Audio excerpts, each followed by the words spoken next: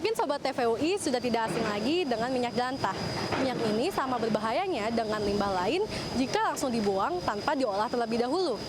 Di Jakarta dan di Depok sudah ada beberapa kelompok masyarakat yang berupaya untuk meminimalisasi dampak negatif dari minyak jelantah ini. Penasaran? Yuk ikutin liputannya!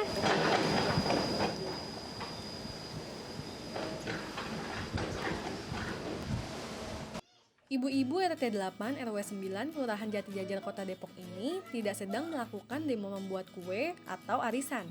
Mereka yang tergabung dalam Bank Sampah Kompak Sejahtera sedang mengolah minyak jelantah untuk dijadikan sabun batangan. Inovasi ini datang ketika mereka mengikuti lomba yang diadakan oleh Dinas Lingkungan Hidup dan Kebersihan Kota Depok pada bulan Maret 2018. Saitinah, koordinator pembuatan sabun minyak jelantah, menyampaikan bahwa pada awal produksi, sabun mereka mendapatkan kritik dari juri.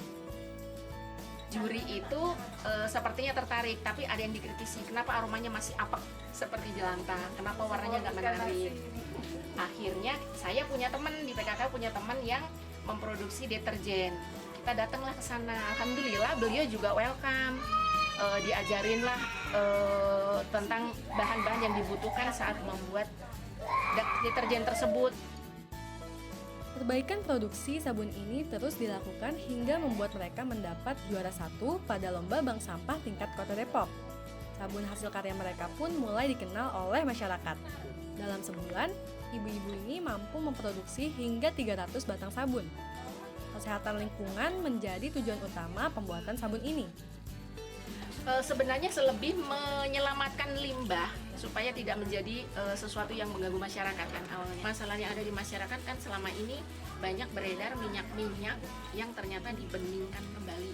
Mungkin pernah dengar ya, minyak curah yang dibeningkan kembali, dimanfaatkan dan kita nggak menyadari itu kita konsumsi sehari-hari. Warga mengaku puas menggunakan sabun ini. Ella adalah salah satunya. Ibu rumah tangga ini mengaku menggunakan sabun minyak jelantah untuk keperluan mencuci pakaian.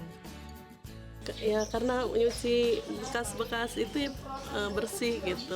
Meski usaha ini tetap berjalan, namun ibu-ibu ini tetap menginginkan adanya perhatian dari pemerintah terkait dengan pengemasan dan uji kandungan sabun mereka. Kegiatan yang dilakukan masyarakat Jatijajar dapat kita jadikan contoh dalam mengolah limbah. Sabun ini tidak hanya dapat dibeli oleh masyarakat sekitar sini, tetapi juga dapat kita pesan dalam bentuk souvenir. Setelah dari Jatijajar, kami penasaran, apa dampak dari pembuangan minyak jelantah ke lingkungan tanpa diolah? Kami mendapatkan kesempatan bertanya pada Widianto, Direktur Eksekutif Pusat Penelitian Lingkungan Teknologi Kreata di Jagakarsa. Menurutnya, membuang minyak jelantah tanpa diolah dapat mencemari air. Ketika air tercemar minyak, ya sebenarnya nggak layak untuk minum, perlu olah lagi. Dan lebih sulit sebenarnya memurnikan air itu kembali dibanding kita mencegah minyak itu bercampur dengan air di sungai gitu. Menurut Widianto, kesadaran masyarakat akan dampak pencemaran air oleh pembuangan minyak jelantah tanpa diolah belum terbentuk. Dan kesadaran ini masih sangat jarang dimiliki oleh masyarakat ya, walaupun mereka dari kalangan menengah ke atas. Karena mereka nggak paham itu tadi, bahayanya atau biaya sosialnya, sebenarnya itu biaya sosial ya, termasuk. Ya kalau harga-harga air bersih jadi tambah mahal dan lain-lain itu kan jadi biaya sosial sebenarnya. Ternyata, minyak jelantah juga dapat diolah menjadi bahan bakar biodiesel.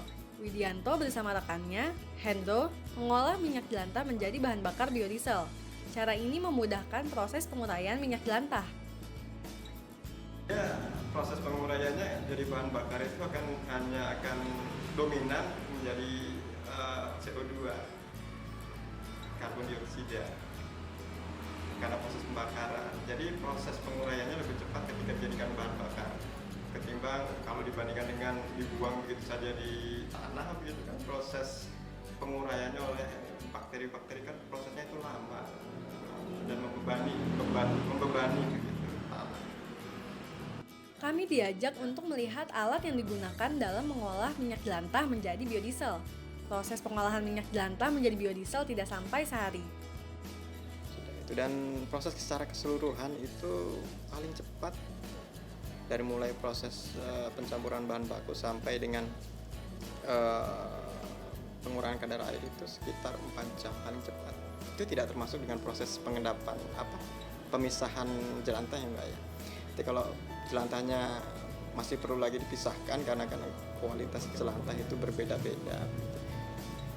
Itu juga jadi faktor penentu lama tidaknya. Alat ini dapat memproses 50 liter minyak jelantah. Hasilnya dapat mencapai 80%-nya atau 40 liter. Kendala dari pembuatan biodiesel ini adalah pihak pengoplos minyak yang berani membayar lebih mahal 2 kali lipat dari harga asli minyak jelantah, sehingga dianggap lebih menguntungkan jika dijual ke pengoplos minyak. Ternyata, minyak jelantah itu dapat lebih bermanfaat jika didaur ulang ya Sobat TVUI. Daripada membuangnya sembarangan atau dijual ke pengoplos minyak, lebih baik disumbangkan ke produsen daur ulang minyak jelantah. Tidak hanya menyelamatkan lingkungan, kita juga dapat menyelamatkan diri sendiri. Naura Nadi, Ridwan Kusuma, TVUI.